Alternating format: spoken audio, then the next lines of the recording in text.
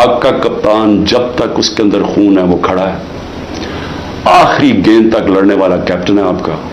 हार मानने का सवाल पैदा ही नहीं होता। जो भी ये करेंगे मैं उसके लिए तैयार हूं। इसी कौम को भी मैं ये कहना चाहता हूं कि आपने किसी सूरत हार नहीं माननी। सारे भी छोड़ देते हैं तहरीक इंसाफ को। मैं आज आपको कह रहा हूं, जिसको मैं पीटीआई का टिकट दूंगा वो इंशाल्लाह जीतेगा, और वो इसलिए जीतेगा कि लोग फैसला कर बैठे हैं।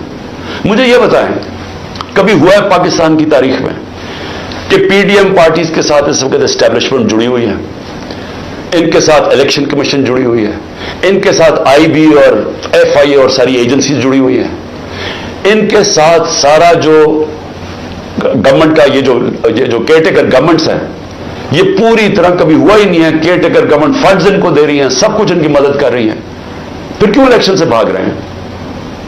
यानी जब कभी सुना पाकिस्तान की तारीख में कि पूरी हिमायत हो एस्टेब्लिशमेंट की, इदारों की, सबकी, इलेक्शन से भाग रहे हैं क्योंकि वोट बैंक इनका खत्म हो गया है।